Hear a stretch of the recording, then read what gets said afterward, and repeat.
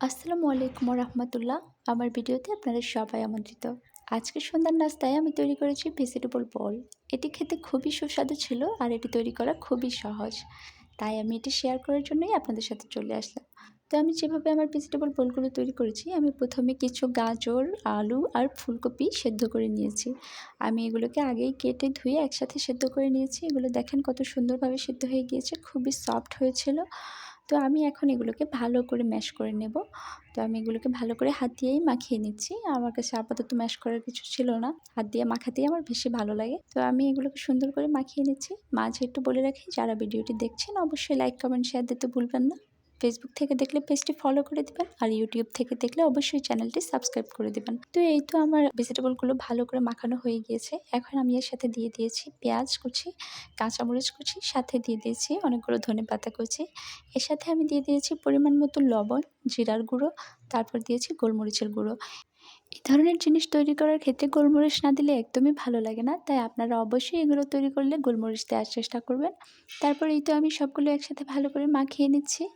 আমার মাখানো কমপ্লিট হয়ে গিয়েছে। আমি এখন পরবর্তী স্টেপে চলে যাচ্ছি। আমি এখানে নিয়ে নিয়েছি কিছু পাউরুটি। আমি এখন পাউরুটিগুলোর পাশগুলো সুন্দর করে ছুরি দিয়ে কেটে নিচ্ছি। কারণ হচ্ছে কোনো কিছু তৈরি করার ক্ষেত্রে পাউরুটির এই পাশগুলো একটু শক্ত থাকে, এগুলো একটু অসুবিধা হয়। তো আমি এগুলোকে সুন্দরভাবে সবগুলো পাউরুটি থেকেই কেটে নিয়েছি। এখন আমি পাউরুটিগুলোকে পানি দিয়ে একটু ভালো করে ভিজিয়ে নিচ্ছি, যেন পাউরুটিগুলো একটু সফট হয়, নরম হয়।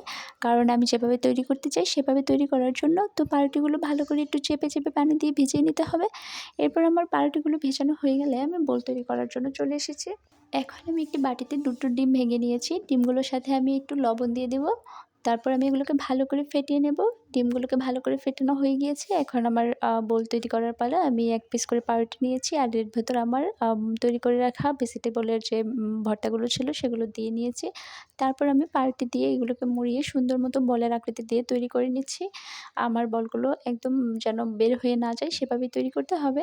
এভাবে আমি সবগুলো পাউরুটি দিয়েই বল তৈরি করে নিয়েছি। আপনারা চাইলে এভাবে সহজেই বাসায় ভেজিটেবল বল তৈরি করতে পারেন।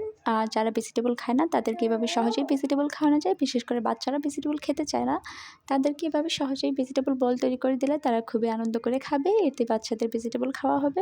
তো এরপর আমি চুলায় তেল গরম করে নিয়েছি। এখন আমি আমার ফেটিয়ে রাখা ডিমের ভেতর আমার বলগুলো চুবিয়ে এগুলো আমি তেলে দিয়ে নিচ্ছি। আমি এগুলোকে সবগুলো বল তেলে দেওয়ার পর এগুলোকে ভালো করে ভেজে নেব। এগুলো জোরে আগুন দেওয়া যাবে না, হালকা আগুন দিয়ে উল্টে পাল্টে ভাজতে হবে। জোরে আগুন দিলে এগুলো পুড়ে যাবে। তারপর আমার এই তো বলগুলো ভাজা হয়ে গিয়েছে, সুন্দর মতো বাদামি কালার করে আমি ভেজে নিয়েছি। এখন আমার ভেজিটেবল বলগুলো নামিয়ে নেওয়ার পালা।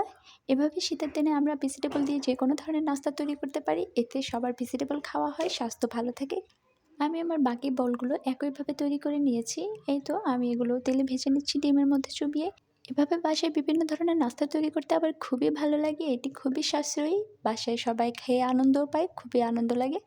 তো এভাবে আপনারাও চাইলে বাসায় তৈরি করে সবাইকেই খুশি রাখতে পারেন। এই তো আমার ভেজিটেবল বলগুলো তৈরি হয়ে গেছে। দেখেন দেখতে কেমন সুন্দর লাগছে।